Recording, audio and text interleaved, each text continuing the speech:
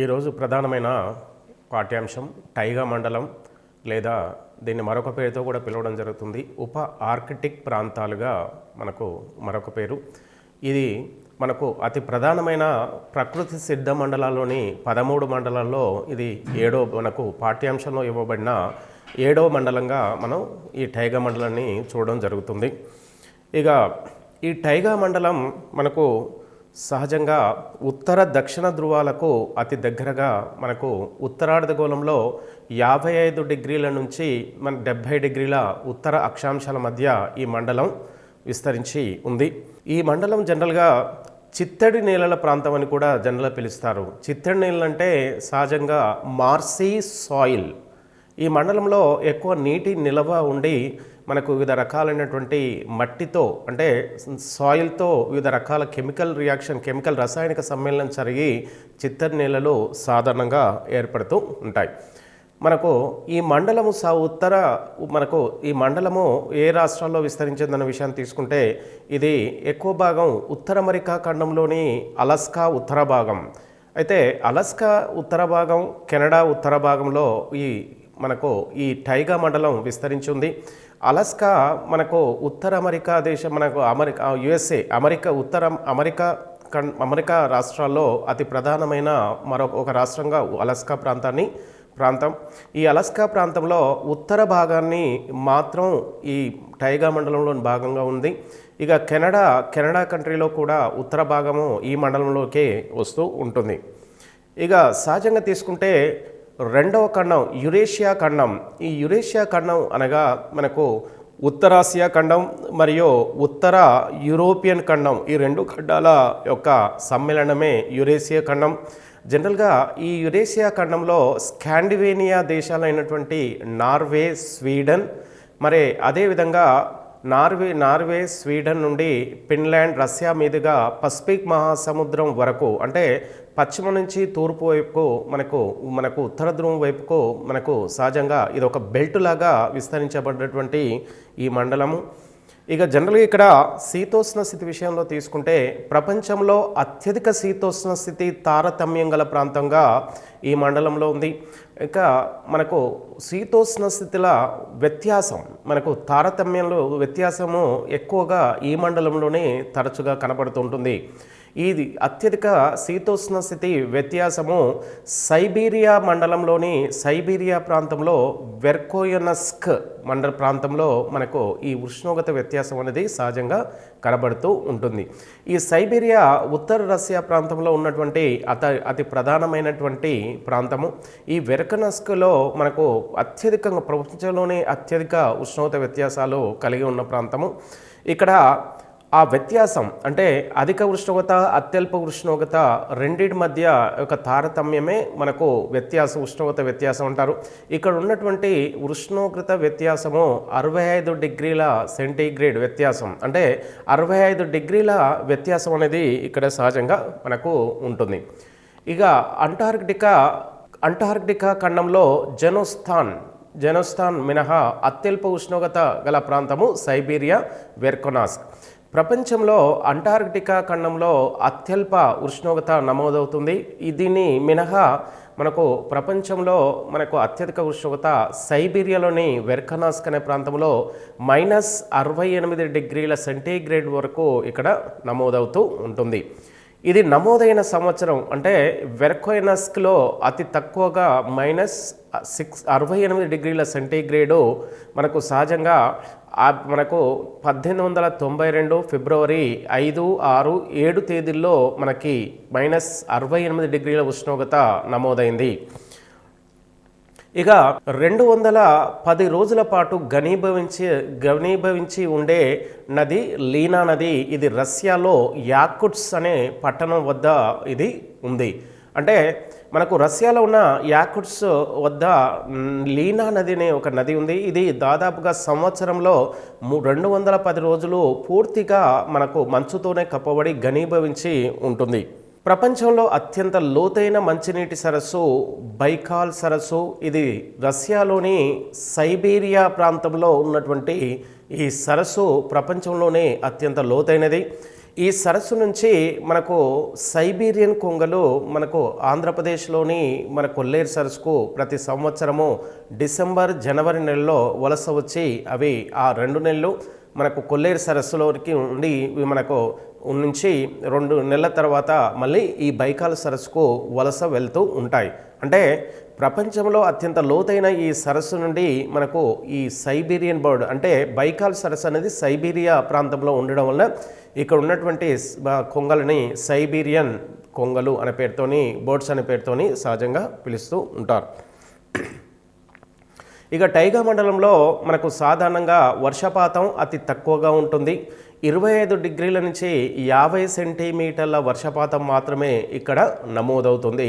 ఇక్కడ అత్యల్ప ఉష్ణోగ్రత ఫలితంగా ఇక్కడ మన ఏదైతే వర్షం కురుస్తుందో ఆ వర్షము ప్లస్ అక్కడ ఉన్న వివిధ రకాలైన నేలలు కెమికల్ రసాయనిక సమ్మేళనం చెంది ఇక్కడ చిత్తడి నేలలు ఏర్పడుతూ ఉంటాయి. ఇక ఇక్కడ కురిసే వర్షపాతాన్ని చక్రవాత వర్షపాతం అని మనకు ఋతుపవన వర్షపాతం లాగానే ఇక్కడ ఈ ప్రాంతంలో చక్రవాత వర్షపాతం అనేది ఇక్కడ కురుస్తుంది. అంటే తుఫాన్ వర్షపాతంలో మనకు సైక్లోన్ టైప్ ఆఫ్ ది వర్షపాతంగా ఇక్కడ కురుస్తుంది. ఇక 60 డిగ్రీల అక్షాంశం వద్ద జూన్ 21న వేసవిలో పగటి కాలము 18.5 గంటలు ఉంటుంది. అంటే మనకు ఉత్తరార్ధగోళంలో 60 డిగ్రీల అక్షాంశం వద్ద జూన్ 21 తేదీన మనకు సహజంగా ప్రతి సంవత్సరము జూన్ 21న వేసవి కాలంలో పగటి కాలము అత్యధికంగా 18.5 గంటలుగా ఉంటుంది. ఇదే అక్షాంశం వద్ద దక్షిణార్ధగోళంలో మనకు అతి తక్కువగా పగటి కాలం అనేది ఉంటుంది. దీనికి ఆపోజిట్గా దక్షిణార్ధగోళంలో అతి తక్కువగా మనకు పగటి కాలము ఉంటుంది. ఇక జనరల్గా సహజంగా అడవులు వన్యమృగాలు అంటే ఫారెస్ట్ మనకు వైల్డ్ లైఫ్ యానిమల్ గురించి తీసుకుంటే ఈ మండలంలో టైగా మండలంలో సాధారణంగా సతత హరిత శృంగాకార అరణ్యాలు పెరుగుతాయి. అంటే ఈ మండలంలో సహజంగా 2 రకాల అరణ్యాలు పెరుగుతుంటాయి. ఒకటి సతత హరిత అరణ్యాలు, రెండవది శృంగాకారపు అరణ్యాలు పెరుగుతూ ఉంటాయి. ఈ సతత హరిత అరణ్యాల్ని ఎవర్గ్రీన్ ఫారెస్ట్, అదే శృంగాకార అరణ్యాల్ని కోనిఫెరస్ ఫారెస్ట్గా పిలవడం జరుగుతుంది. ఇక ప్రధానంగా ఈ సతత హరిత అరణ్యాలు అత్యంత ఎత్తులో ఉండి అతిపెద్ద పత్రాలను మన ఆకులను కలిగి ఉండి ఉన్న ప్రాంతాల్లో ఇవి ఎక్కువగా పెరుగుతూ ఉంటాయి. ఇక అదేవిధంగా శృంగాకారపు అరణ్యాలు కూడా అత్యంత ఎత్తైనటువంటి పర్వత కొండ వాలు ప్రాంతంలో ఎక్కువగా శృంగాకార అరణ్యాలు ఉంటాయి. ఇక ఇక్కడ పెరిగే ఈ అరణ్యాల్లో పెరిగే ప్రధాన వృక్షాలు తీసుకుంటే స్ప్రూట్స్, లార్చ్, బిర్చ్, ఫర్, ఫైన్, విల్లో ఇలాంటి మనకు వృక్షాలు మనం ఎప్పుడూ చూడని మనకు ఎప్పుడు వినని పేర్ల లాంటి ఇలాంటి వృక్షాలు ఈ ప్రాంతంలో సహజంగా పెరుగుతూ ఉంటాయి. ఈ వృక్షాల నుంచి ఈ అరణ్యాల్లో పెరిగే వృక్షాల నుంచి అది అతి సున్నితమైనది అంటే సాఫ్ట్ వుడ్ అంటే అతి మెత్తటి మనకు వృక్షాలుగా వీటిని పిలవడం జరుగుతుంది. ఈ వృక్షాల నుంచి మనకు సహజంగా ఫ్లఫుడ్ కర్రగుజ్జును తీసి న్యూస్ పేపర్ తయారీలో ఎక్కువగా ఈ ప్రధాన వృక్షాలని ఉపయోగిస్తూ ఉంటారు. ఇక భూమిలో సంచరించే జంతువుల్లో భూమిపైన సంచరించే జంతువుల్లో క్రూరమైన మాంసాహార జంతువు ధ్రువపు ఎలుగుబంటి.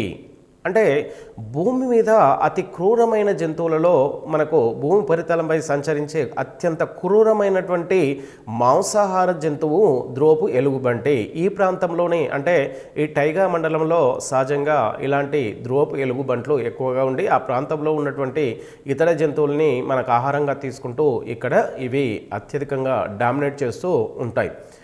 ఇక ప్రధాన పక్షులు ఇక్కడ ఈ ప్రాంతంలో టైగా మండలం ఉన్నటువంటి నివసించేటువంటి పక్షులు తీసుకుంటే ప్రధానంగా గ్రవూస్, వడ్రంగి పిట్ట, గ్రాస్ బిక్ అనే ఈ 3 రకాలైనటువంటి పక్షులు అత్యధికంగా ఈ మండలంలో మనం చూడవచ్చు.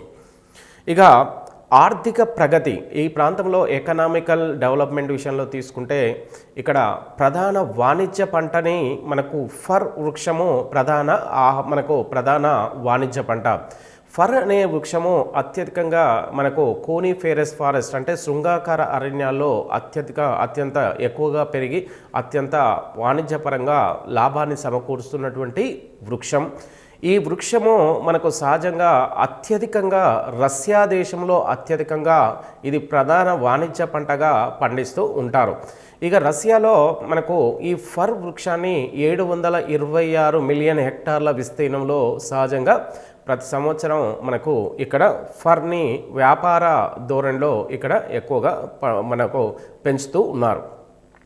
ఈ ఫర్ క్షేత్రాల్లో పెంచే జంతువులు ఈ అత్యంత ఎత్తులో ఉన్నటువంటి ఈ మెత్తటి ఈ వృక్షాల్లో మనకు క్షేత్రాలు అంటే అత్యంత ఒక విస్తీర్ణం ఒక క్షేత్రంగా అంటే ఒక అత్యధికంగా విస్తీర్ణంలో దీన్ని పెంచడం అనేది రష్యాలో జరుగుతుంది. ఈ క్షేత్రాల్లో పెంచే జంతువులు సహజంగా ఈ ఫర్ వృక్షాల మధ్యలో పెంచబడే మనకు ఈ జంతువులు తీసుకుంటే మింక్స్, గుంటనక్కలు, ఫర్ వాణిజ్యం అనగా ఉన్ని వాణిజ్యం. ఈ ఫర్ వాణిజ్య ప్రాంతంలో మనకు సహజంగా ఫర్ నుంచి ఉన్నిని కూడా తీయడం అనేది జరుగుతుంది. ఇక తర్వాత తీసుకుంటే కర్రగుజ్జు. ఈ ప్రాంతంలో కర్రగుజ్జు అంటే శృంగాకార అరణ్యాల యొక్క వృక్షాల నుంచి కర్రగుజ్జుని తీయడం అనేది సహజంగా ఇక్కడ ప్రధాన వ్యాపారాత్మక ధోరణిలో జరుగుతున్న వర్తక వ్యాపారం. ఈ కర్రగుజ్జు నుండి జనరల్గా మ్యాప్ అంటే న్యూస్ ప్రింట్ అంటే పేపర్ న్యూస్ పదాలు మనకు జనరల్గా ఏదైతే న్యూస్ పేపర్ వస్తుందో మార్నింగ్ టైంలో ఆ పేపర్ నుంచి ఎక్కువగా మనకు ఈ కర్రగుజ్జు నుంచే తయారు చేస్తుంటారు. ఈ కర్రగుజ్జు మ్యాప్ అంటే ఈ కర్రగుజ్జు ఉత్పత్తిలో ప్రపంచంలోనే అత్యధికంగా కర్రగుజ్జును అంటే శృంగాకార అరణ్యాలు అత్యధికంగా ప్రపంచంలో కెనడా, రష్యా దేశంలో అత్యధికంగా మనకు శృంగాకార అరణ్యాలు ఎక్కువగా పెరుగుతూ ఉంటాయి. ఈ రెండు దేశాల్లో మనకు ఎక్కువగా కర్రగుజ్జు ఉత్పత్తి ఉంటుంది కాబట్టి ఈ కెనడా, రష్యా దేశాల్లో మనకు న్యూస్ పేపర్ తయారీకి సంబంధించినటువంటి పేపరు తయారవుతుంటుంది. ఇక కెనడా ప్రపంచంలోనే అల్యూమినియం కర్మాగారంలో అత్యధికంగా అతిపెద్ద అల్యూమినియం కర్మాగారం ఉన్నటువంటి ప్రాంతం కెనడాలో క్విబెక్ ప్రాంతంలోని అర్విడా వద్ద మనకు ప్రపంచంలో అతిపెద్ద అల్యూమినియం పరిశ్రమ అనేది ఏర్పాటు చేయడం జరిగింది. ఇక్కడ శ్రేష్టమైన ఇనుప ఖనిజం ఇక్కడ సహజంగా తీసుకుంటే ఈ మండలంలో మనకు అత్యంత నాణ్యమైనటువంటి మనకు ఇనుప ఖనిజం స్వీడన్ దేశంలో ఉత్పత్తి చేస్తున్నారు. ప్రపంచంలోనే అత్యధికంగా నాణ్యమైనటువంటి ఇనుమును స్వీడన్ దేశంలో అంటే ఈ టైగా మండలంలో ఉన్నటువంటి మనకు ఉత్తర యూరోపియన్ ఖండంలో మనకు ఈ టైగా మండలంలో ఉన్నటువంటి ఈ స్వీడన్ దేశంలో ఎక్కువగా శ్రేష్టమైన ఇనుప ఖనిజాన్ని ఉత్పత్తి చేయడం జరుగుతుంది. ఉత్తర ధ్రువానికి దగ్గరగా గల నగరం అంటే సహజంగా ఈ మండలంలో మనకు ఈ టైగా మండలం టండ్రాకు దగ్గరగా అంటే దాదాపుగా ఉత్తర ధ్రువానికి దగ్గరగా ఉన్నటువంటి నగరంలో అతి ప్రధానమైన నగరంగా ముర్మనాస్క్ అనే పట్టణము.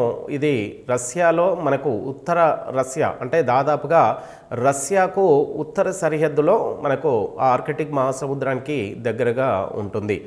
ఇది ఉత్తర ధ్రువానికి దగ్గర గల నగరంగా ముర్మనాస్క్ని మనకు సహజంగా చూడడం జరుగుతుంది. అంటే ఉత్తర ధ్రువానికి అతి దగ్గరగా ఉన్న అతి పెద్ద ప్రధాన నగరం ముర్మనాస్క్. టైగా మండలంలో అతి పెద్ద నగరం ఆర్ఖెంజల్. ఇది కూడా మనకు సహజంగా రష్యా దేశంలోనే ఉంది. ఈ ఆర్ఖెంజల్ అనేది అతి పెద్ద నగరం టైగా మండలంలో. ఇది రష్యాలో ఉత్తర సరిహద్దుగా ఈ పట్టణాన్ని మనం చూస్తాము. ఇక సైబీరియాలో ప్రధాన నగరం ఇర్కుటస్క్ అనే ప్రధాన నగరం సైబీరియా ప్రాంతంలో ఉంది.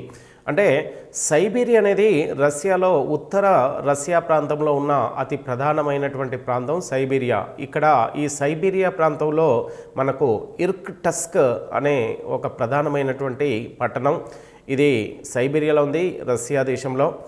ఇక తర్వాత ఉత్తర అమెరికా ఖండంలో ప్రధాన నగరంగా పిలువబడుతున్నటువంటి ఫైర్ బ్యాంక్స్ అంటే ఈ పట్టణము అలస్కా అంటే అమెరికా దేశం యుఎస్ఏ దేశానికి సంబంధించినటువంటి ఫైర్ బ్యాంక్ అనే ఈ పట్టణము అలస్కా ప్రాంతంలో మనకు అరేబియా పసిఫిక్ మహాసముద్రానికి అతి దగ్గరగా ఉన్న పట్టణం. ఇక మనకు అటు తర్వాత ఈ టైగా మండలం తర్వాత అతి ప్రధానమైనటువంటి చివరి మండలం టండ్రా మండలం. ఈ టండ్రా మండలం అనేది మనకు సాధారణంగా ఎక్కువగా మనకు ఈ చాప్టర్ నుంచి ఎక్కువ క్వశ్చన్ వచ్చే అవకాశం ఉంటుంది. ఇక ఈ టండ్రా అనగా సహజంగా మంచు ఎడారి. ఇది మనకు ఉత్తర ధ్రువానికి అతి దగ్గరగా ఉన్నటువంటి ప్రాంతం. ఈ టైగా అనే జనరల్గా టైగా భాషలో దీన్ని మంచు ఎడారి అనే పేరుతోని పిలుస్తుంటారు. ఈ మంచు ఎడారులు సహజంగా ఉత్తర ధ్రువం దక్షిణ ధ్రువంలో ఉన్నటువంటి ఈ మంచు ఎడారులని శీతల ఎడారులు అనే పేరుతోని జనరల్గా పిలుస్తూ ఉంటారు. ప్రపంచంలో మనకు దాదాపుగా అతిపెద్ద మంచు ఎడారులో తీసుకుంటే ఉత్తర ధ్రువము దక్షిణ ధ్రువం ఉంటున్నాయి. ఈ మండలము సహజంగా 70 డిగ్రీల నుంచి 80 డిగ్రీల ఉత్తర అక్షాంశాల మధ్య ఇది ఎక్కువ భాగము ఉత్తరార్ధగోళంలోనే విస్తరించి ఉంది. ఇక ఈ మండలం టైగాలకు ధ్రువ హిమచ్ఛాదిత ప్రాంతాలకు మధ్య విస్తరించబడి ఉంది. సహజంగా ఈ టైగా మండలము మరియు ధ్రువ హిమచ్ఛాదిత ప్రాంతాలకు అంటే ఉత్తర ధ్రువానికి మధ్యలో ఉన్నటువంటి మనకు టండ్రా మండలం. ఈ టండ్రా మండలం అనేది మనకు టైగాకు ఉత్తర ధ్రువానికి మధ్యలో మనకు సహజంగా విస్తరించి ఉంది. ఈ టండ్రాలు ఉత్తరార్ధగోళంలోని మంచు ఎడారులుగా పిలవడం అనేది జరుగుతూ ఉంటుంది. అంటే ఉత్తరార్ధగోళంలో ఉన్న మంచు ఎడారి ఎక్కడ విస్తరించిందంటే దేన్ని పిలుస్తారంటే టండ్రా మండలాన్ని మంచు మండలంగా పిలవడం జరుగుతుంది. ఇక ఈ టండ్రాలో శీతాకాలంలో అంటే ఈ టండ్రా ప్రాంతంలో శీతాకాలం జనవరిలో మనకు అతి తక్కువ ఉష్ణోగ్రతలు అంటే -34 డిగ్రీల నుంచి -40 డిగ్రీల మధ్య ఉష్ణోగ్రత అనేది సాధారణంగా మైనస్లో ఇక్కడ నమోదవుతూ ఉంటుంది. అంటే ఇక్కడ మనకు సహజంగా శీతాకాలంలో అతి తక్కువ ఉష్ణోగ్రత మనకు -34 -40 డిగ్రీల మధ్య ఉంటే వేసవిలో ఇక్కడ సరాసరి ఉష్ణోగ్రత మనకు -10 డిగ్రీల నుంచి మనకు అంటే సాధారణంగా ఇక్కడ వేసవిలో ఉష్ణోగ్రత 10 డిగ్రీల సెంటీగ్రేడ్గా నమోదవుతుంది. ఇది సహజంగా 9 నుంచి 10 నెలల పాటు ఇక్కడ ఈ ఉష్ణోగ్రత నమోదవుతుంది. వేసవిలో మనకు అత్యధికంగా ఉష్ణోగ్రత 2-3 నెలలు మాత్రమే ఇక్కడ ఉంటుంది. అంటే వేసవి కాలంలో 9 నుంచి 10 నెలలు వేసవి కాలంలో ఉంటే ఇక శీతాకాలం 2 నుంచి 3 నెలలు మాత్రమే అతి తక్కువ శీతాకాలం అనేది సహజంగా ఇక్కడ చూడడం ఉంటుంది. ఈ ప్రాంతంలో 3 నెలలు కటిక చీకటి ఉంటుంది. అంటే శీతాకాలంలో దాదాపుగా ఈ ప్రాంతంలో మనకు సాధారణంగా కటిక చీకటిగానే మనం చూడడం జరుగుతుంది. ఈ 3 నెలల కాలం నవంబర్ డిసెంబర్ ఈ నెలలో సూర్యుడు ప్రకాశించడు. అంటే 3 నెలల కాలం నవంబర్ డిసెంబర్ ప్రాంతంలో 2 నెలల మధ్య సూర్యుడు ఈ ప్రాంతంలో కనిపించడు. సహజంగా మనకు రాత్రి కాలంగా చూడడం జరుగుతూ ఉంటుంది. ఫిబ్రవరి మార్చిలో సూర్యుడు ప్రకాశిస్తుంటారు. కానీ ఈ ప్రాంతంలో మనకు ఫిబ్రవరి మార్చ్ మధ్యకాలంలో సూర్యుడు ఇక్కడ సూర్యకిరణాలు అంటే సూర్యుడు ప్రకాశిస్తుంటారు. అంటే సూర్యకిరణాలు ఈ ప్రాంతంలో మనకు ప్రసరిస్తూ ఉంటాయి. ఇక మే జూన్ జూలై ఈ 3 నెలల కాలం పాటు సూర్యుడు అస్తమించడు. ఈ ప్రాంతంలో మనకు సూర్యుడు అనేది అస్తమించాడు ఈ 3 నెలల కాలంలో. ఇక ఇక్కడ ఆకాశము భూగోళం కలిసి ఉన్నట్లుగా కనిపించే ప్రదేశము దిగ్మండలం అంటారు. సహజంగా ఇక టైగా మండలంలో సాధారణంగా ఆకాశము భూమి కలిసినట్టుగా ఉండే ప్రాంతాన్ని సహజంగా దిగ్మండలం లేదా క్షితిజం మండలం అనే పేరుతోని పిలుస్తూ ఉంటారు. ఈ మండలంలో సంవత్సరం పొడవునా మంచు గడ్డ కట్టి ఉంటుంది. సహజంగా ఈ ప్రాంతంలో మనకు -డిగ్రీల ఉష్ణోగ్రత సరాసరి మనకు 10 డిగ్రీల కంటే ఎక్కువ -డిగ్రీల ఉష్ణోగ్రత ఉంటుంది. కాబట్టి ఈ ప్రాంతంలో ఉన్నటువంటి వాతావరణంలో నీటి ఆవిరి మంచు రూపంలో ఈ ప్రాంతంలో కురుస్తూ ఆ కురవబడినటువంటి మంచుగడ్డల రూపంలో గడ్డగట్టి ఇక్కడ ఉంటుంది. అదేవిధంగా ఈ మండలంలో ఉన్నటువంటి ఆర్కిటిక్ మహాసముద్రం కూడా పూర్తిగా మంచుతో కప్పబడి ఉంటుంది. ఇక ఇలా మంచుతో కప్పబడి ఉన్నటువంటి సంవత్సరం పొడవునా మంచు గడ్డగట్టి ఉండడాన్ని ఫార్మాఫ్రాస్ట్ అని జనరల్గా పిలుస్తూ ఉంటారు. వేసవిలో ఉష్ణోగ్రతల వలన కలిగే మంచుగడ్డలు నీటిలో తేలియాడుతూ సముద్రంలోకి ప్రవేశిస్తూ ఉంటాయి.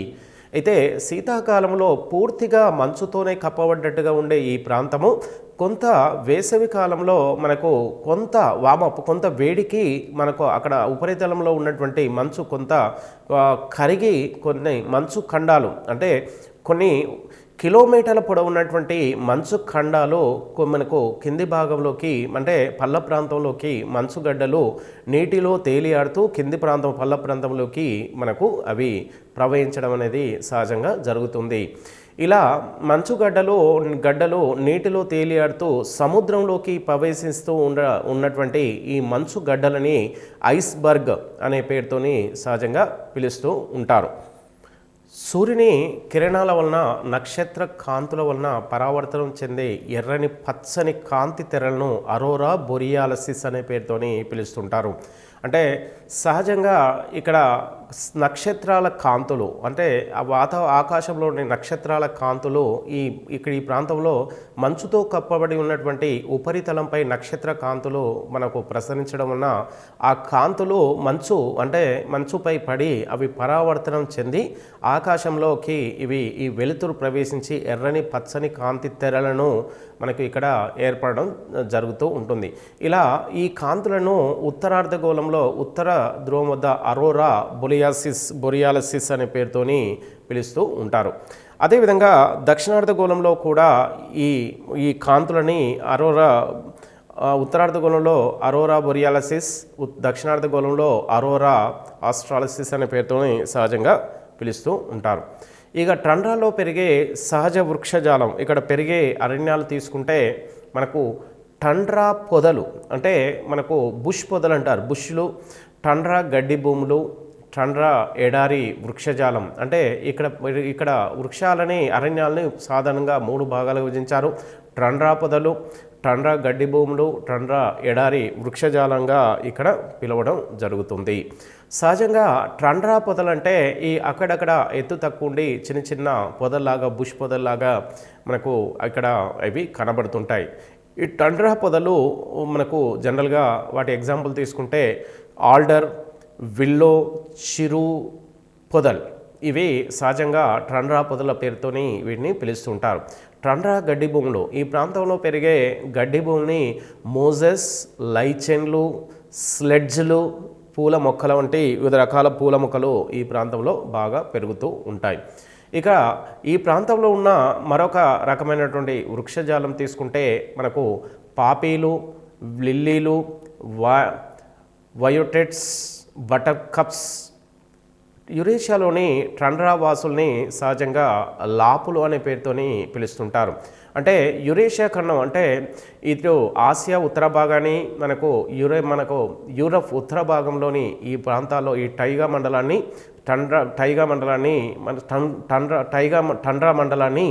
మనకు ఈ టండ్రా మండలంలో నివసించే ఈ ప్రాంత ప్రజల్ని లాపులు అనే పేరుతోని పిలుస్తూ ఉంటారు.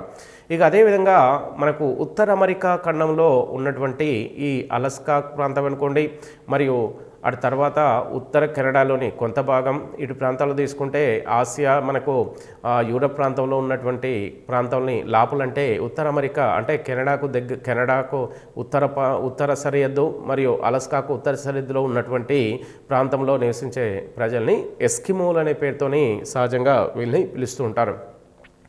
టండ్రాలో ప్రధాన పక్షి టండ్రా ప్రాంతంలో మనకు ప్రధానంగా ఉన్నటువంటి పక్షి తీసుకుంటే ధ్రువపు గుడ్ల గూబ ఈ ప్రాంతంలో ప్రధానమైన పక్షి. టర్మిగాన్ వంటి పక్షులు ఈ ప్రాంతంలో ఎక్కువగా నివసిస్తూ ఉంటాయి. ఇక్కడ ఈ టండ్రా మండలంలో ప్రధాన జంతువు తీసుకుంటే ధ్రువపు జింక, రెయిన్ డీర్ అనే పేరుతోని సహజంగా పిలుస్తుంటారు. ఈ ధ్రువ జింక మరియు స్లెడ్జ్ కుక్కలు వంటివి కూడా ఈ ప్రాంతంలో మనకు సహజంగా కనబడుతూ ఉంటాయి. ఇక కస్తూరి మృగం కూడా మనకు ఈ ప్రాంతంలో ఉన్నటువంటి అతి ప్రధానమైన జంతువులు. అంటే ధ్రువపు జింక, స్లెడ్జ్ కుక్కలు, కస్తూరి మృగం వంటివి ఈ ప్రాంతంలో ప్రధాన జంతువులుగా పిలువబడుతున్నాయి. ఇక కస్తూరి మృగం నుంచి కొవ్వు నుండి స్టెంట్లను తయారు చేస్తుంటారు. సహజంగా ఇక్కడ జంతువుల నుండి కొవ్వును తీసి ఆ కొవ్వు నుంచి స్టంట్లు మనకు గుండెకు సంబంధించినటువంటి వేస్తున్నటువంటి రక్త ప్రసరణకు అనుకూలంగా ఉండడానికి స్టంట్లు వేస్తుంటారు. అలాంటి స్టంట్లని ఇక్కడ ప్రధాన జంతువుల నుంచి మనకు తీయడం సహజంగా జరుగుతూ ఉంటుంది. ఈ ప్రాంతంలో ఎస్కిమోల్ అనే మనకు ఉత్తర అమెరికా ఖండంలో నివసిస్తున్నటువంటి ఎస్కిమోలు సహజంగా ఎస్కిమోల యొక్క లాంగ్వేజ్ భాషలో ఎస్కిమోలు అనగా మంచు బూట్ల వ్యక్తి అనే పేరుతోని సహజంగా పిలుస్తూ ఉంటారు. మంచు బూట్ల వ్యక్తి అని వీరిని పిలవడం జరుగుతుంది. ఎస్కిమోలు అనగా వీరు 2 బృందాలుగా ఉంటారు. ఎస్కిమోలు మనకు ఉత్తర అమెరికా ఖండంలో ఉన్నటువంటి ఈ ఎస్కిమోల్ని మనకు సహజంగా 2 బృందాలుగా వీరు విడిపడి నివసిస్తూ ఉన్నారు. ఒకటి ఇన్యూయిట్ అనగా ఇక్కడ ఉన్నటువంటి ప్రజలు, యుపిక్ జాతి అనే 2 రకాలైనటువంటి ప్రజలు నివసిస్తున్నారు. వీరు ఈ 2 రకాలైనటువంటి ఈ ప్రజల గుంపుల్లో ఈ ప్రజల్లో 5000 సంవత్సరాల క్రితం రష్యా సైబీరియా ప్రాంతం నుంచి బేరింగ్ జలసంధి వాటి నుండి ఉత్తర అమెరికాలోకి ప్రవేశించారు. సైబీరియాలో మనకు సహజంగా ఈ ఎస్కిమోల్ అనేవారు మనకు 5000 సంవత్సరాల క్రితం రష్యాలోని సైబీరియా ప్రాంతం నుండి బేరింగ్ జలసంధి వాటి ఉత్తర అమెరికా నుండి అంటే బేరింగ్ జలసంధి ద్వారా ఉత్తర అమెరికా ఖండంలోకి వీరు ప్రవేశించినట్టుగా తెలుస్తూ ఉంటుంది. అంటే ఇప్పుడు ఆసియా ఖండాన్ని ఉత్తర అమెరికా ఖండాన్ని 2 ఖండాలను వేరు చేస్తున్నటువంటి జలసంధి బేరింగ్ జలసంధి. ఈ జలసంధి గుండా మనకు రష్యాలోని సైబీరియా ప్రాంతం నుంచి మనకు ఈ ఎస్కిమోలు ఉత్తర అమెరికా ఖండంలోకి ప్రవేశించినట్టుగా మనకు చరిత్ర తెలియజేస్తూ ఉంటుంది. ఇక వీరి జనాభా విషయాన్ని తీసుకుంటే మనకు అత్యధికంగా జనాభా అనేది ఈ ప్రాంతంలో అతి తక్కువ జనాభా అనేది సహజంగా నివసిస్తూ ఉంటారు. ఎందుకంటే ఇక్కడ పూర్తిగా మంచుతోనే కప్పబడి ఉండడం వల్ల ఇక్కడ మనకు నివాసానికి అంత అనుకూలమైన ప్రాంతంగా మనకు ఇది కనబడదు. వీరి జనాభా సైబీరియాలో అతి తక్కువగా 2000 జనాభా కంటే మనకు ఎక్కువగా ఉండే అవకాశం లేదు. కెనడాలో దాదాపుగా ఈ మండలంలో 22,500 మంది ప్రజలు మాత్రమే ఇక్కడ నివసిస్తున్నారు. అంటే ఇక అలస్కా ప్రాంతంలో మనకు దాదాపుగా ఈ మండలంలో ఉన్నటువంటి అలస్కా ప్రాంతంలో 30,000 జనాభా కంటే ఎక్కువగా ఏమీ లేదు. ఇక గ్రీన్లాండ్ ప్రపంచంలోనే అతి పెద్ద దీవైనటువంటి గ్రీన్లాండ్ ఉత్తర ధ్రువానికి అతి దగ్గరగా ఉంటుంది. అంటే మనకు గ్రీన్లాండ్ అనేది ప్రపంచంలో అతి పెద్ద ద్వీపం, అంటే అన్ని వైపులా నీటిచే ఆవరించబడి ఉంటుంది కాబట్టి దీన్ని గ్రీన్లాండ్ని ద్వీపము అనే పేరుతోని సహజంగా పిలుస్తుంటారు. ఈ గ్రీన్లాండ్ పరిసర ప్రాంతంలో ఉన్నటువంటి చుట్టూ ఉన్న ప్రాంతంలో ఏదైతే మనకు మంచు ప్రాంతం అయితే ఉంటుందో ఆ ప్రాంతంలో మనకు సహజంగా 43,000 జనాభా మాత్రమే ఇక్కడ నివసిస్తూ ఉన్నారు. ఇక ఈ మండలంలో అతి తక్కువగా టైగా టండ్రా మండలంలో అతి తక్కువగా జనజీవనం ఉండడానికి ప్రధాన కారణం తీసుకుంటే ఇక్కడ పూర్తిగా ఉపరితలంలో కాలాలు లేకపోవడం, ఇక్కడ పూర్తిగా మంచుతోనే ఉండడం వలన అతి విధంగా వ్యవసాయానికి అనుకూలమైన ప్రాంతాలు కాకపోవడం వలన ఈ టైగా టండ్రా ప్రాంతంలో మనకు అతి తక్కువ జనాభాని నమోదవుతూ ఉంటుంది. ఇక వీరి సామూహిక జీవనం కోసం కొనసాగిస్తూ ఉంటారు. వీళ్ళందరూ సామూహికంగా ఒక్కొక్క గుంపులుగా వీరు సాధారణంగా జీవించడం అనేది జరుగుతూ ఉంటుంది. ఇక్కడ 500 జనాభా ఉన్న గ్రామాలు అలస్కాలో ఉన్నాయి. అంటే వీళ్ళు జీవనం అనేది గుంపులుగా ఉన్నప్పుడు అతిపెద్ద గుంపుగా ఉన్నటువంటి జనాభా కలిగినటువంటి ఒక గుంపు, అంటే ఒక గుంపుగా సాగిస్తున్న అతిపెద్ద జనాభా గుంపు కలిగిన ప్రాంతం అలస్కాలో దాదాపుగా 500 జనాభా ఉన్న గ్రామాలు చాలా ఎక్కువగా ఇక్కడ అలస్కా ప్రాంతంలో చూడవచ్చు. ఇక సహజంగా వీరు ధరించే బూట్లు ఈ ప్రాంతంలో మనకు సాధారణంగా వీళ్ళు ధరించే బూట్లు తీసుకుంటే మనకు ముక్ లుక్ అనే పేరుతోని వీరు ధరించే బూట్లని ముక్ లుక్ అనే పేరుతోని ఈ మండలంలోని భాషలో ప్రజలు బూట్లను అంటే షూస్ని పిలుస్తూ ఉంటారు. వీరు సముద్ర ప్రాంతంలో సీల్ తిమింగలాలను వేటాడుతూ ఉంటారు. ఇక్కడ ప్రధానమైనటువంటి వృత్తిగా మనకు సముద్ర జీవులను వీరు పట్టి వాటిని ఆహారంగా తీసుకుంటారనేది ఇక్కడ తెలుస్తూ ఉంటుంది. సముద్ర ప్రాంతంలో సీల్ తిమింగలాలను వీరు ఎక్కువగా సముద్రం నుంచి వీళ్ళు మనకు ఎక్కువగా తీసుకుంటూ ఉంటారు. కరిబౌ తిమింగలాన్ని వేటాడడానికి 100 మంది వెళ్తారు. అంటే ఈ ప్రాంతంలో మనకు సాధారణంగా సీల్ మరియు తిమింగలాన్ని ఎక్కువగా పట్టి ఈ ప్రాంతంలో ఆహారంగా ఉపయోగిస్తూ ఉంటారు. అయితే ఇక్కడ కరిబౌ అనే తిమింగలాన్ని వేటాడడానికి 100 మంది వెళ్తారు. అంటే కరిబౌ అనేది తిమింగలాల్లో అతి పెద్ద పరిమాణంలో అత్యధికంగా బరువు ఉన్నటువంటి అతి పెద్ద తిమింగలం. దీన్ని వేటాడడానికి మనకు సహజంగా 100 మంది ఇక్కడ వేటాడడానికి సముద్రంలోకి వెళ్ళడం అనేది జరుగుతూ ఉంటుంది. సీల్ని వేటాడడానికి 10 నుంచి 12 మంది అవసరపడుతూ ఉంటారు. అంటే సీల్ అనేది కూడా ఆ ప్రాంతంలో సీలలో ఎన్నో రకాల ప్రాంతం సీల్ అనేది కూడా అతి పెద్ద పరిమాణంలో ఉంటుంది. ఇక్కడ దీన్ని కూడా వేటాడడానికి 10 నుంచి 12 మంది అవసరపడుతూ ఉంటారు. అయితే ఈ సీల్ని వేటాడడానికి సహజంగా హర్పూన్లు అనే ఒక రకమైనటువంటి ఆయుధాలని వీరు బరిసెల్ లాంటి వాటిని విసిరి ఆ సీల్ని ఎక్కువగా సముద్రం నుంచి పట్టి వాళ్ళు ఆహారంగా ఉపయోగిస్తూ ఉంటారు. ఇక్కడ తర్వాత వీరి నివాసాలు మనకు విచిత్రమైన వీళ్ళ నివాసాలు మనకు మంచు ఇళ్ళు అనే పేరుతోని జనరల్గా పిలుస్తుంటారు. వీళ్ళు నివసించే నివాసాలని మంచు ఇళ్ళు అంటే సహజంగా మంచు ఇళ్ళను వీరి భాషలో ఇగ్లూలు అనే పేరుతోని పిలుస్తుంటారు. ఇగ్లూ అనగా ఆశ్రయము అని అర్థం. ఇగ్లూ అనే ఈ మంచు ఇండ్లు ఇవి అర్ధచంద్రాకారంలో ఉంటూ మనకు ఈ గృహాలలో మనకు సముద్రం నుంచి వచ్చినటువంటి వివిధ రకాలైనటువంటి చేపలు, తిమింగలాలు ఇలాంటి వాటి నుంచి వచ్చినటువంటి కొవ్వు ద్వారా మనకు ఆ అర్ధచంద్రాకార మంచు ఇండ్లలో మనకు దీపాలు వెలిగించుకొని మనకు ఉపరితలంలో అంటే మంచు ఇండ్ల ఉపరితలంలో పూర్తిగా మంచు కురవబడి మంచు ఉపరితలం ఉంటే మనకు ఇంటి లోపల మనకు ఈ కొవ్వుతోని ఏర్పాటు చేసుకున్నటువంటి ద్వీపాలను వీళ్ళు వెలిగించుకుంటారు. అంటే లోపల నుంచి బయట నుంచి చలి అనేది ఈ గృహాల ఇండ్లలోకి ప్రవేశించదు. లోపల ఉన్నటువంటి వేడిమి అంటే ఇది బయటి ప్రాంతంలోకి అంటే ఇండ్లలో నుంచి బయటికి వెళ్ళేందుకు ఆస్కారం లేకుండా ఇలా అర్ధచంద్రాకారంలో వీళ్ళు ఇండ్లను నిర్మించుకోవడం అనేది సహజంగా ఉంటుంది. ఇక పశ్చిమ అలస్కా ప్రాంతంలో మనకు సహజంగా వాల్రస్ అనే చేప చర్మంతో గుడారాలు ఏర్పాటు చేసుకుంటారు. ఇక్కడ ఉన్నటువంటి మనకు అలస్కా రాష్ట్రమైనటువంటి అమెరికాలోని అలస్కా రాష్ట్రమైనటువంటి ఈ అలస్కా రాష్ట్ర పశ్చిమ ప్రాంతంలో మనకు ఎక్కువగా పసిఫిక్ మహాసముద్రానికి దగ్గరగా వాల్రస్ అనే చేపలు ఎక్కువగా లభిస్తుంటాయి. ఈ చేపల్ని ఆహారంగా తీసుకోవడమే కాకుండా ఇక్కడ ఈ వాల్రస్ చేప యొక్క చర్మంతో గుడారాలను కూడా ఏర్పాటు చేసుకుంటారు. అంటే ఇక్కడ చేపలు అతి పెద్ద పరిమాణంలో ఉండడం చేత మనకు ఒక 5-6 మనకు రకాల చర్మాలను ఉపయోగించి కొన్ని గుడారాలు ఏర్పాటు చేసుకొని ఆ గుడారాల్లో మనకు ఎక్కువగా వీళ్ళు నివసిస్తూ ఉంటారు. ఇక ఉత్తర అలస్కాలో తిమింగలాల పక్కటెముకలలో గుండ్రటి ఇండ్లను నిర్మించుకుంటారు.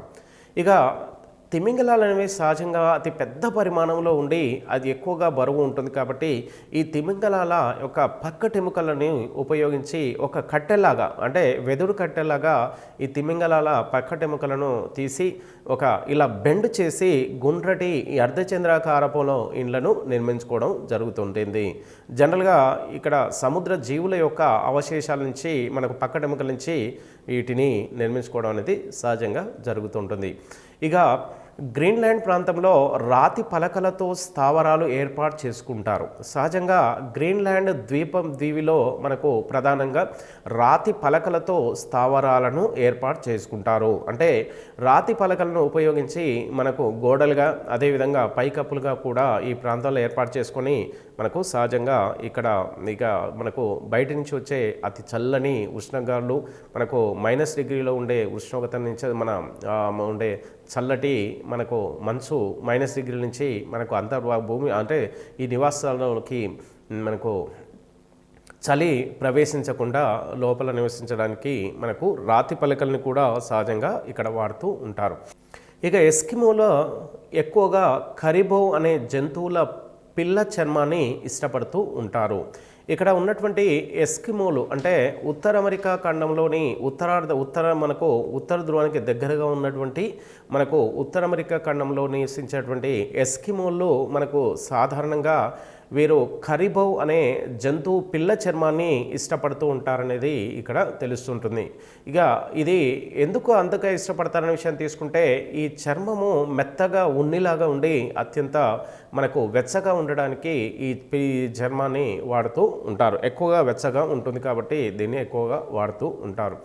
ఇక ఎస్కిమోలు ఆహారం ఈ ప్రాంతంలో ఉత్తర అమెరికా ఖండంలో నివసిస్తున్నటువంటి ఈ ఎస్కిమోలు ప్రధానంగా ఆహారంగా మాంసము, చేపలు, జంతువుల కొవ్వుని ఎక్కువగా వీళ్ళు ఆహారంగా తీసుకుంటారు. అంటే ఇక్కడ జీవించే జంతువులకు చర్మం కింది భాగంలో అత్యధికంగా కొవ్వుతో నిర్మించబడి ఉంటుంది చర్మము. కాబట్టి ఈ ప్రాంతంలో ఈ జంతువులను మాంసము, చేపలు ఇక్కడ ఈ జంతువుల నుంచి వచ్చేటువంటి కొవ్వుని మనకు సహజంగా ఆహారంగా ఉపయోగిస్తూ ఉంటారు. ఇక ఈ ప్రాంతంలో ఉన్నటువంటి ప్రధాన ఆట అంటే గేమ్ అంటే వినోద కార్యక్రమాలకు కింద తీసుకుంటే కుస్తీ, పరుగు పందెం, హర్పూన్లు, వెసరం. కుస్తీలు పట్టడం, పరుగు పందాలు అనేవి సహజంగా ప్రస్తుతానికి ఈ కాలంలో కూడా మన ప్రాంతంలో కూడా మనం సహజంగా చూస్తుంటాం. ఇక్కడ హర్పూన్లు అనేది మనకు సముద్రంలోని సీల్ చేపల్ని పట్టడానికి ఇవి విసురుతూ ఉన్నటువంటి ఒక రకమైన బరిసెల లాంటి ఒక ఆయుధాలు. ఇక తర్వాత తీసుకుంటే ఇక్కడ విందులు, వినోదాలు నిర్వహించే వ్యక్తుల్ని షామాన్లు అనే పేరుతోని పిలుస్తూ ఉంటారు. వీరు ఆత్మలో ప్రపంచంతో అనుసంధానకర్తలుగా వీరు గుర్తిస్తూ ఉంటారు. అంటే షామాన్లు అంటే వీరు ప్రపంచంతో మనకు వివిధ ప్రాంతాల్లో ఉన్నటువంటి ప్రపంచంతో వీరు అనుసంధానించబడి వీళ్ళు ఆ ప్రాంత ప్రజల యొక్క మనకు కల్చరు, మన సామాజిక, సాంఘిక, ఆర్థిక విషయాలు వాళ్ళకు తెలుస్తాయనే విషయాన్ని వీళ్ళు నమ్మి ఈ ప్రాంతంలోని వ్యక్తులు వినోదాలు మనకు విందులు వినోదాల్లో ఈ వ్యక్తుల్ని ఎక్కువగా ఉపయోగించుకోవడం అనేది సహజంగా జరుగుతూ ఉంటుంది. ఇక వీరు జనన మరణాలను ఆత్మలు శాసిస్తాయని నమ్మడం అనేది సహజంగా ఈ ప్రాంత ప్రజలో ఉంటుంది. ఆత్మను తృప్తిపరచడానికి శిల అనే దేవతని పూజిస్తూ ఉంటారు. ఈ మండలంలో వీరు జనన మరణాలు ఆత్మలు శాసిస్తాయనే విషయాన్ని వీరు నమ్ముతూ వచ్చారు. అంటే పుట్టుక, మరణం అనేది ఆత్మలే శాసిస్తాయని ఆత్మను గుర్తించారనేది ఆత్మ ద్వారా వీళ్ళు ఎక్కువగా ఆత్మ సాక్షాత్కారానికి ఎక్కువగా ఆత్మని ప్రామాణికంగా తీసుకుంటారు. ఇక సహజంగా ఆత్మను తృప్తిపరచడానికి శిల అనే దేవతని ఇక్కడ ఎక్కువగా పూజిస్తుంటారు. ఆత్మను తృప్తిపరచడం అనేది ఒక దేవత. మనకు సహజంగా మన ప్రాంతంలో తీసుకుంటే మనకు ఆత్మను ఏదైతే సోల్ ఉంటుందో ఆ సోల్ని ప్రపంచ విశ్వంలో ఉన్నటువంటి పరమచైతన్య శక్తితో అనుసంధానించడం వలన మనకు అనంతమైనటువంటి శక్తి మన అంతర్భాగంలోకి ప్రవేశించి మనం ఆధ్యాత్మికంగా భగవంతుని గురించినటువంటి ఆలోచనలు పెరుగుతూ ఉంటుంటాయి. కానీ ఈ ప్రాంతంలో ఆత్మను తృప్తిపరచడానికి సహజంగా మానవునికి ఎన్నో రకాల కోరికలు, ఎన్నో రకాల మనకు అవకాశాల గురించి మనం వెతుక్కోవడం అనేది సహజంగా జరుగుతుంటుంది. అంటే మనకు ఆ కోరికల నుంచి కానీ మనకు ఆహారంలోని అత్యధికంగా ఆహారంగా తీసుకోవడానికి భోజన ప్రియులైనటువంటి విషయాల గురించి మనకు ఎన్నో ఆర్థికంగా ఎంతో ఎదగాలనే విషయం నుంచి ఎన్నో రకాల ఈగో నుంచి మనకు బయటపడడానికి ఆత్మను తృప్తిపరచడానికి మనకి ఈ ప్రాంతంలో శిల అనే దేవతని సహజంగా పూజిస్తూ ఉంటారు. ఇక ఇటు సహజంగా తీసుకుంటే భగవంతుని ఆత్మ అనేది భగవంతుతో అనుసంధానమైనప్పుడు మనకు అనంతమైనటువంటి శక్తి విశ్వం నుంచి మన అంతర్భాగంలోకి ప్రవేశించి మన యొక్క సబ్టల్ సిస్టమ్ అంటే మనకు మానవుని యొక్క సూక్ష్మ వ్యవస్థ అనేది దాదాపుగా అంతర్భాగంలో మనకు సంతృప్తి చెందడం, ఈ సంతృప్తి చెందడమే ఆత్మ సాక్షాత్కారంగా మనకు సహజంగా పిలవడం జరుగుతుంటుంది. అంటే ఇక్కడ ఈ ప్రాంత ప్రజల్లో కూడా ఆత్మసాక్షాత్కారం గురించి ఎక్కువగా మనకు దేవతల్ని పూజిస్తారనేది తెలుస్తూ ఉంటుంది. ఈ కాలంలో విగ్రహాల పూజ అనేది మనకు ఇప్పటికీ ఉంది. ఈ పూజ అనేది శిల అంటే విగ్రహాలను దేవతల్లో ఏదైతే దేవాలయాల్లో శిలారూపంలో ఉన్నటువంటి దేవతల్ని మనం పూజిస్తాం. అక్కడ ఈ ప్రాంతంలోని ప్రజలు కూడా శిలను ఒక దేవతగా వీరు కొలవడం అనేది సహజంగా జరుగుతుంటుంది. అంటే మనకు సహజంగా మన ఋతుపవన ప్రాంతంలో కూడా ఋతుపవన మండలంలో ఏదైతే దేవతల్ని మనం పూజిస్తున్నామో అదేవిధంగా ఇక్కడ కూడా కొన్ని రకాల దేవతల్ని వివిధ శిలల్ని దేవతా రూపంలో పూజిస్తారనేది మనకు ఇక్కడ కొంత అర్థమవుతూ ఉంటుంది. ఇక వరి ఆహార దేవత, ఈ ప్రాంతాల్లో వరిని ఆహార దేవతగా జనరల్గా పిలవడం అనేది జరుగుతుంది. ఇక్కడ ఈ వరి ఆహార దేవతని సెడ్నా అనే నమ్మకంతో ఈ ఆహార దేవతని నమ్ముతుంటారు. ఈ దేవత నమ్మకం అనేది భగవంతుని మీద ఎక్కువగా నమ్మకం అనేది ఈ ప్రాంతంలో సహజంగా ఉన్నట్టుగా మనకు తెలుస్తూ ఉంటుంది. ఇక ఐస్లాండ్ దేశం నుండి వైకింగ్లు అనే జాతి వారు ఉత్తర ప్రాంతానికి వెళ్ళి ఇక్కడ 1200 నుంచి 1400 సంవత్సరాల వరకు ఎస్కిమోలతో వారికి సంబంధాలు కొనసాగినట్టుగా తెలుస్తూ ఉన్నాయి.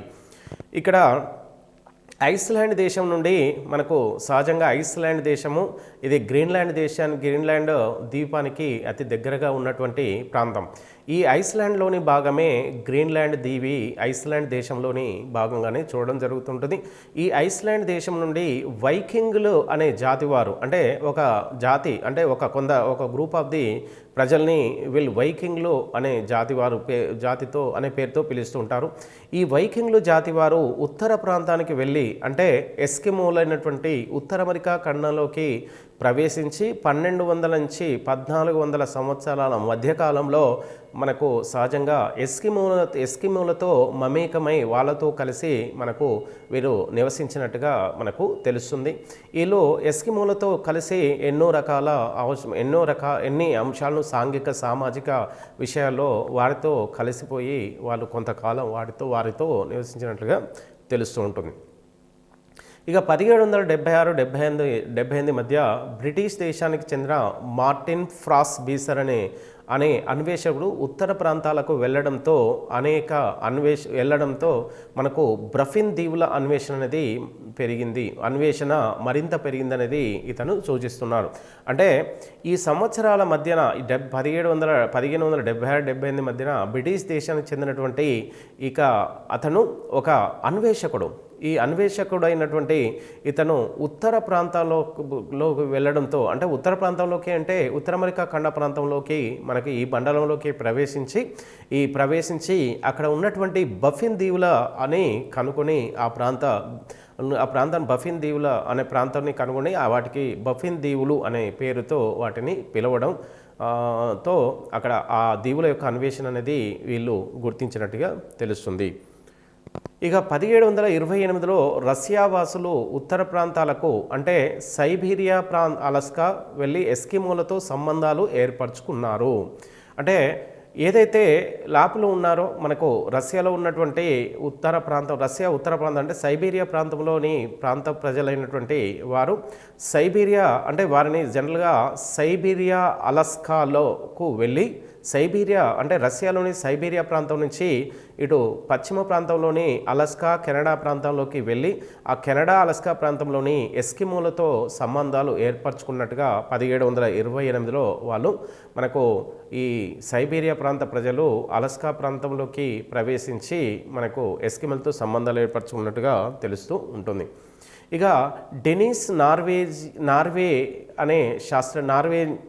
అనే శాస్త్రవేత్తలు ఉత్తర ప్రాంతాలకు వెళ్ళి ఎస్కిమోల గురించి అన్వేషించారు. డెనిస్ దేశము నార్వే దేశానికి సంబంధించినటువంటి ఈ రెండు దేశాల్లోని కొంత శాస్త్రవేత్తలు ఉత్తర ప్రాంతాలైనటువంటి అలస్కా ఉత్తర కెనడా సరిహద్దు ప్రాంతాలకు వెళ్ళి అక్కడ నివసించే ఎస్కిమోల గురించి కొంత అన్వేషణ జరిపినట్టుగా తెలుస్తూ ఉంది.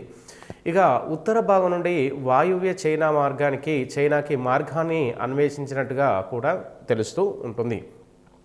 1850 తర్వాత యూరోపియన్లు ఉత్తర అమెరికా వాసులు ఉత్తర ప్రాంతాలకు రావడంతో ఎస్కిమోల రోగనిరోధక శక్తి క్షీణించినట్టుగా మనకు తెలుస్తుంది. 1850 తర్వాత యూరోపియన్లు ఉత్తర అమెరికా వాసులు ఉత్తర ప్రాంతాలకు రావడంతో ఎస్కిమోలు రోగనిరోధక శక్తి మనకు తగ్గి ఆ ప్రాంత ప్రజల యొక్క వివిధ రకాలైనటువంటి రోగాలు ఈ ప్రాంత ప్రజలకు రావడం అనేది జరిగింది. దాంతో ఫలితంగా మనకు రోగనిరోధక శక్తి ఈ ప్రాంత ప్రజలకు తగ్గినట్టుగా తెలియజేస్తుంది. ఇక ఎస్కిమోలు మొదటగా త్రిమింగలాల వేట చేసినప్పటికీ తర్వాత వీటిని అమ్మడం ప్రారంభించారు. ఎస్కిమోలు మొదట తమ ఆహారంగా మాంసాహారంగా తిమింగలాలు వేటాడి వాటిని మాంసాహారంగా తీసుకోవడం, వాటి యొక్క చర్మాలను పక్కడెముకల్ని వివిధ రకాలుగా ఉపయోగించుకొని తర్వాత వాటి మిగిలినటువంటి మనకు తిమింగలాలకు సంబంధించినటువంటి మాంసాహారం కావచ్చు వీటిని వివిధ ప్రాంతాలకు అమ్మడం అంటే వర్తకం చేయడం అనేది జరిగింది. వీరు యూరోపియన్లతో సంబంధాలు మెరుగుపరచుకోవడంతో మసూచి, క్షయ, జలుబు వంటి వ్యాధులు వచ్చాయి. అంటే ఈ యూరోపియన్లతో సంబంధాలు ఏర్పరచుకోవడంతో మనకు ఈ ఎస్కిమోలకు సహజంగా మసూచి, క్షయ వంటి మనకు వివిధ రకాలైనటువంటి భయంకరమైన వ్యాధులు ఈ ప్రాంత ప్రజలు కూడా ఎక్కువగా వ్యాపించినట్టు తెలుస్తుంది.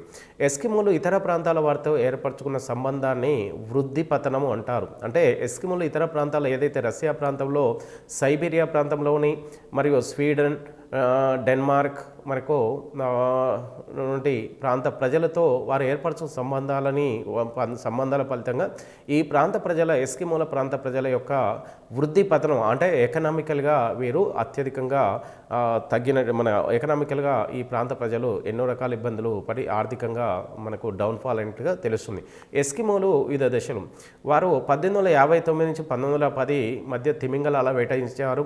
1925 నుంచి 1950 మధ్య తిమింగలాల వ్యాపారాలు చేశారు అంటే చర్మాలతో.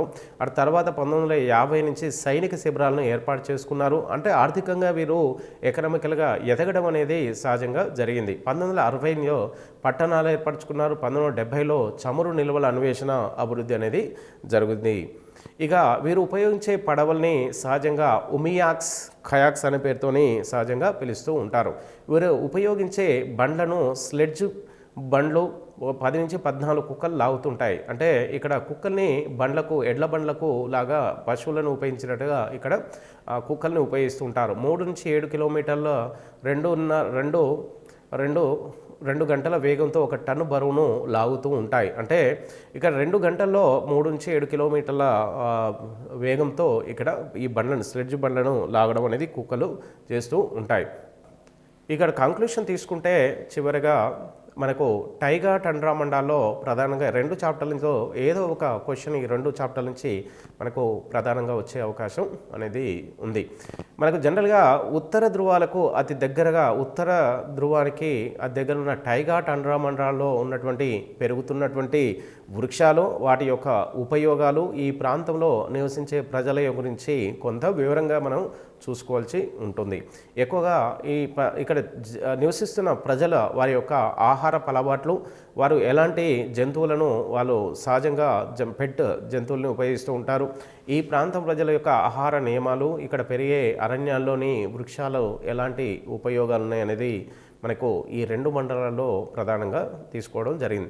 అయితే ఈ మండలాలు ఈ 2 టైగా, టండ్రా మండలాల్లో మనకు ఉత్తర ధ్రువానికి దగ్గరగా ఉన్న ఈ 2 మండలాల్లో మనకు ఏ ఖండాల్లో ఎక్కువగా విస్తరించి ఉన్నాయి అనే విషయం తీసుకుంటే అలస్కాలో ఈ 2 మండలాలు విస్తరించి ఉన్నాయి. కెనడా దేశంలో కూడా విస్తరించి ఉన్నాయి. మనకు యూరప్కు ఉత్తరార్ధగోళంలో ఉత్తర సరిహద్దులో ఉన్నాయి. ఆ తర్వాత రష్యాలోని మనకు సైబీరియా ప్రాంతంలో కూడా ఈ 2 మండలాలకు సంబంధించినటువంటి ఎక్కువ ప్రాంతము ఈ 2 మండలాల్లో మనకు సహజంగా కనబడుతూ ఉంటుంది.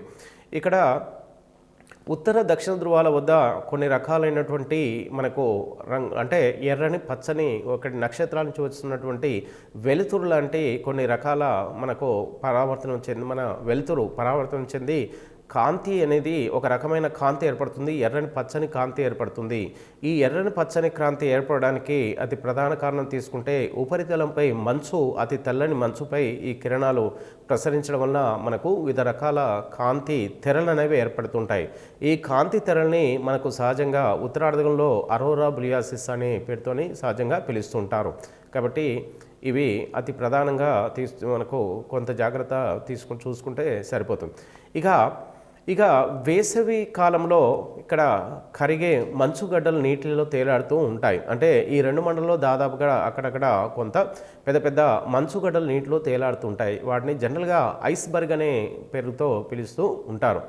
ఈ మండలం పొడవునా మంచుగడ్డ అంటే సహజంగా ఈ 2 మండలాల్లో దాదాపుగా ఉష్ణోగ్రతలు -డిగ్రీలో ఉండడం వల్ల ఈ ప్రాంతంలో మనకు సంవత్సరం పొడవునా మంచు గడ్డ కట్టి ఉండడాన్ని ఏమంటారనే పేరుతో పిలుస్తారంటే పర్మాఫ్రాస్ట్ అనే పేరుతోని సహజంగా పిలవడం జరుగుతూ ఉంటుంది. ఇక్కడ ఈ మండలాలకు అతి దగ్గరలో మనకు సహజంగా మనకు ఆకాశం భూమి కలిసినట్టుగా ఉంటుంది. అలా ఆకాశం భూమి కలిసి ఉన్న ప్రాంతాన్ని సహజంగా దిగ్మండలం అనే పేరుతోని పిలవడం అనేది జరుగుతూ ఉంటుంది. ఇక ఈ టైగా టండ్రా మండలంలో మనకు 9 నుంచి 10 నెలల వరకు వేసవి కాలం ఉన్నట్టుగా తెలుస్తుంది. 2-3 నెలల మధ్య సహజంగా శీతాకాలం ఉంటుంది. కాబట్టి ఇక్కడ మనకు ఎండాకాలంలోనే అత్యధికంగా సూర్యుడు ఎక్కువ గంటలు మనకు ప్రకాశిస్తున్నాడు. అతి తక్కువ కాలము ప్రకాశిస్తున్న నెలలో తీసుకుంటే శీతాకాలంలో సహజంగా భూ ఉపరితలం పైన భూమధ్యరేఖ ఉత్తరార్ధగోళంలో మరియు దక్షిణార్ధగోళంలో సూర్యకిరణాలు ప్రసరించడం దాన్ని బట్టి వారి యొక్క భూమధ్యరేఖ నుంచి ధృవాల వైపుకు వెళ్ళే కొద్దీ మనకు రాత్రి పగళ్ళ మధ్య కాల వ్యత్యాసాలు అనేవి సహజంగా జరుగుతూ ఉంటాయి.